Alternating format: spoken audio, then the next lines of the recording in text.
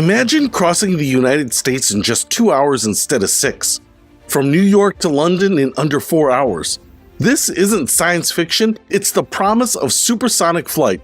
But there's one massive roadblock: the sonic boom.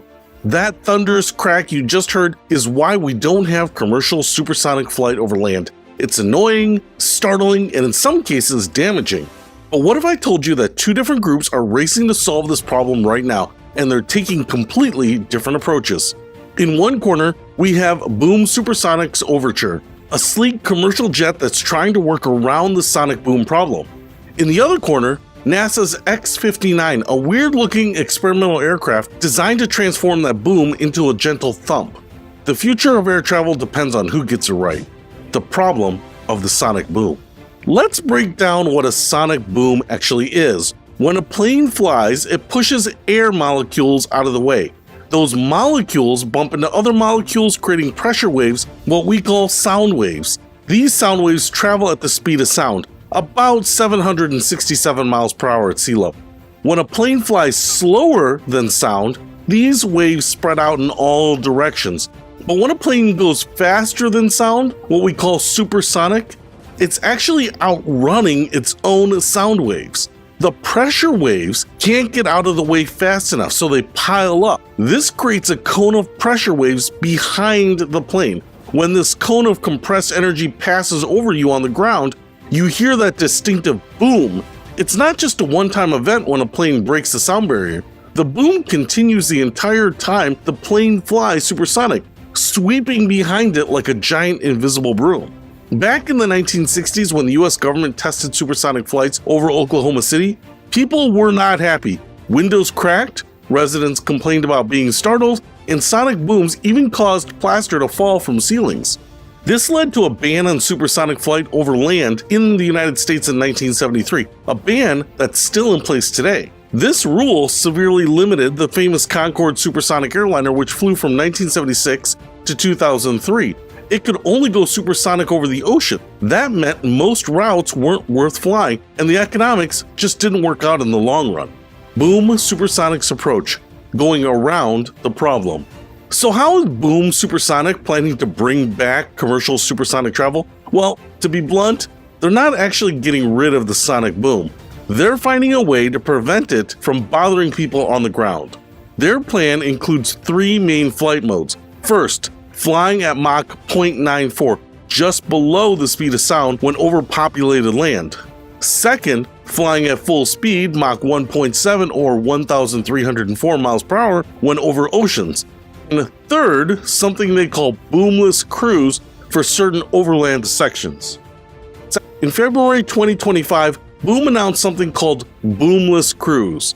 This doesn't eliminate the sonic boom, it uses a clever physics trick called Mach cutoff. Boom's founder, Blake Scholl, explains that when an aircraft breaks the sound barrier at a sufficiently high altitude, the boom refracts in the atmosphere and curls upward without reaching the ground. It makes a U-turn before anyone can hear it. Here's what's happening. Sound waves bend when they move through air of different temperatures. As you go higher in our atmosphere, it generally gets colder. This makes the boom's shockwave curve upward before hitting the ground, like light bending when it passes through water. Boom demonstrated this with their XB-1 test aircraft, claiming they broke the sound barrier 3 times without any audible boom detected on the ground. By carefully managing altitude and speed between Mach 1.1 and 1.3, they believe Overture can fly up to 50% faster than today's airliners over land without bothering anyone below. But there are serious limitations. This technique only works in certain atmospheric conditions. It requires flying at specific altitudes, usually above 30,000 feet. It also only allows speeds up to about Mach 1.3, not Overture's full Mach 1.7 capability.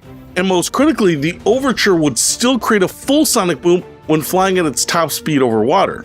Boom's approach requires powerful and efficient engines that can push the aircraft to supersonic speeds at high altitudes without afterburners. Their new Symphony engine is being designed specifically for this purpose. But unlike NASA, they're not trying to fundamentally change the sonic boom itself, just keep it from reaching the ground. NASA's approach: changing the boom. Now, let's look at NASA's very different approach. Instead of working around the sonic boom problem, they're trying to solve it directly. The X-59 is the centerpiece of NASA's Quest mission. That's Quest with an extra S for supersonic. The first thing you'll notice about the X-59 is its incredibly long pointed nose, almost a third of the entire aircraft's length. That's not just for show, it's specifically shaped to change how shock waves form and combine. See, a normal supersonic plane creates shock waves at various points: the nose, the wings, tails, and other parts. These waves merge together in what's called an N wave that hits the ground as one loud boom. The X-59 shape is carefully designed to keep these shock waves separate and weaker, so they reach the ground as a series of much softer thumps. NASA's goal is to reduce the boom from over 105 perceived decibels, what the Concorde produced, to about 75 perceived decibels, similar to the sound of a distant thunderclap or a car door slamming about 20 feet away. That's a dramatic difference. NASA has been working on this low boom technology for decades. In 2003, they modified an F-5E fighter jet to test their theories, proving that an aircraft's shape could indeed reduce sonic boom intensity. The X-59 takes these lessons much further. Besides the long nose, the X-59 has other special features. The engine is mounted on the top of the aircraft, which allows for a smooth underside. This prevents shockwaves from merging and getting stronger. Even the cockpit is unusual, with no forward-facing window. Pilots rely on a high-definition camera system called the external vision system. Using special photography techniques called Schirion imaging, NASA can actually see the shockwaves produced by the aircraft. This helps them refine their designs to minimize the boom. Unlike Boom's approach, which only works in certain conditions, NASA's solution would work anytime, anywhere. If successful, it could lead to new rules allowing supersonic flight over land, as long as the aircraft meets specific noise standards. Real-world challenges. Both approaches face significant challenges. For Boom Supersonic, their Overture airline is still in development. As of 2025, they have 130 orders from airlines including United, American, and Japan Airlines. But they've only just begun building their manufacturing facility in North Carolina. Their smaller test aircraft, the XB-1, just achieved supersonic flight in January 2025, but the full-sized Overture is a much bigger challenge. Their boomless cruise capability requires developing new engines and sophisticated computer systems that can constantly monitor atmospheric conditions to maintain the right altitude and speed. There are also economic questions. Will passengers pay premium prices for faster flights? Will airlines be able to make money when the planes can only go full speed over water? And what about environmental concerns? Supersonic flight typically burns more fuel per passenger than subsonic travel. NASA's X-59 faces its own hurdles. The design is extremely experimental. The shaped boom technology has never been tested at this scale.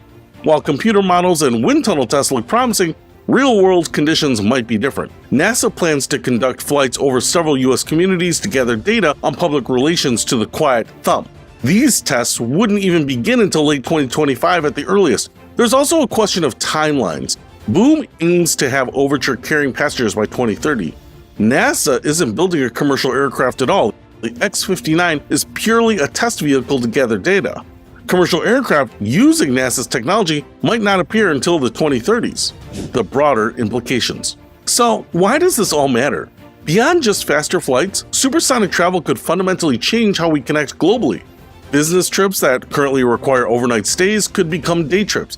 International collaboration could increase. Tourism could expand to more distant locations. Currently, a flight from San Francisco to Tokyo takes about 11 hours. With Boom's Overture, it could take just 6 hours. New York to London could drop from 7 hours to under 4 hours. These aren't small improvements, they're transformative. And this could just be the beginning. Companies are already designing hypersonic aircraft that could fly at Mach 5 or higher, more than 5 times the speed of sound. The lessons learned from both Boom and NASA will help make those future vehicles possible. The philosophical difference. What's fascinating is how these two approaches reflect different philosophies about problem solving. Boom Supersonic is taking a pragmatic, near-term approach. Work within existing rules. Find a clever workaround and get to market faster, even if the solution isn't perfect. NASA, on the other hand, is taking the more fundamental, long-term approach. Solve the core problem at its source, even if it takes longer and costs more. Both approaches have merit, and we might end up needing both. It's possible that Boom's approach could revive commercial supersonic travel in the short term, while NASA's research enables even better aircraft in the future. Or perhaps Boom's approach will prove too limited, and we'll need to wait for NASA's technology to mature before supersonic travel becomes truly practical. Conclusion: the sonic boom has been the biggest barrier to supersonic travel for over 50 years. Now we're finally seeing real progress towards solving it, or at least working around it. Whether through clever atmospheric physics or revolutionary aircraft design, the dream of routine supersonic flight might finally be within reach. As Boom Supersonics' Blake Scholl puts it, the goal isn't to build a plane that's 10% better than the Concorde, it's to build something that's economically viable and revolutionizes global travel. Will we soon be traveling at over 1,000 miles per hour without disturbing people on the ground below? The answer depends on which approach proves more practical: navigating around the sonic boom or transforming it into something more acceptable. Either way, the future of flight might be coming faster than we think.